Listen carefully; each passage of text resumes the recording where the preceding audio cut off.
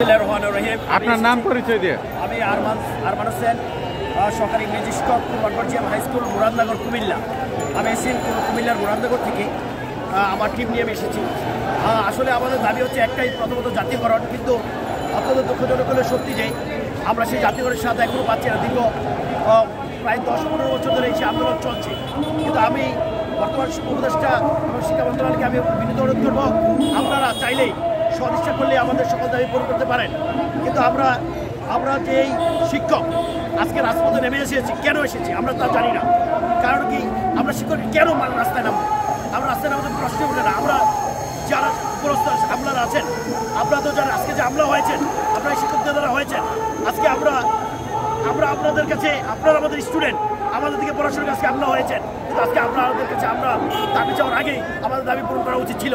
আমরা শিক্ষকরা পেটে ক্ষুধা নিয়ে ক্লাস করতে পারি না, তাই আমরা সঠিকভাবে শিক্ষা ক্লাসরুমে পাঠদান করতে ব্যাহত হচ্ছে। তাই আপনাদের কাছে অনুরোধ করছি, আমাদেরকে শতভাগ উৎসব পাতা, যদি আপনি আমাদের জাতীয়করণ নাও করতে পারেন, আমাদের 45 মিনিটের বাড়ি বানা দেন। কারণ 1000 টাকা দিয়ে বাংলাদেশে কোথাও বাড়ি বানানো যায় না, 500 টাকা দিয়ে করা যায় না।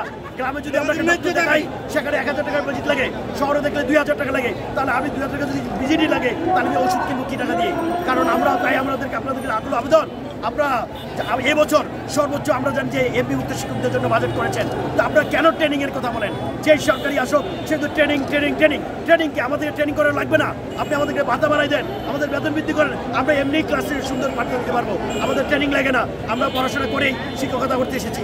আর আমাদের সাবেক শিক্ষামন্ত্রী ডক্টর দীপমণি এবং নোবেল বলেছিলেন আমরা নাকি ঘটনা গবেষক। দীপমণি, আমি আপনাদেরকে বলতে চাই, দেখেন আমরা ঠিকই আমাদের জায়গায় আছি, তা আপনারা কোথায়?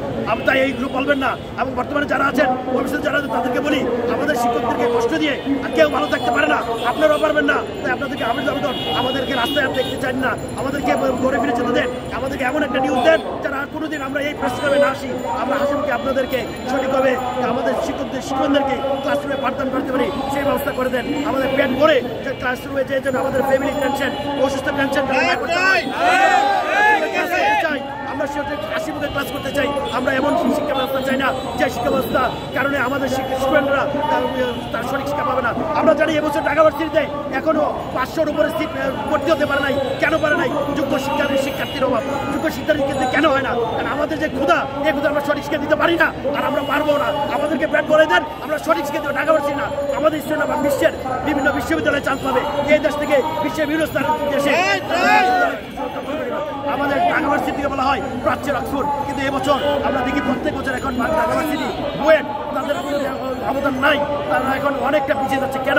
কারণ আমাদের শিক্ষকদেরকে অবহেলার কারণে। তাই আমরা আমাদেরকে আবেদন, আমাদেরকে শিক্ষকদেরকে খুশি করেন।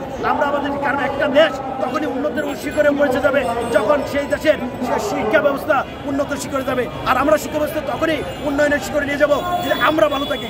আমরা ভালো না থাকলে আপনি ধাক্কাই আমাদেরকে কখনো সঠিক পাঠদান করাইতে পারবেন না, আমরা যদি মন থেকে শিক্ষা না দিই। তাই আপনাদেরকে শিক্ষা উপদেষ্টা ওয়াহিদুজ্জামান, সাবেক শিক্ষা উপদেষ্টা ওয়াহিদুজ্জামান, আপনি আমাদেরকে বলেছেন, আপনাকে ধন্যবাদ জানাই আন্তরিকভাবে। কারণ আপনি একমাত্র আমাদের জন্য কাজ করে গেছেন।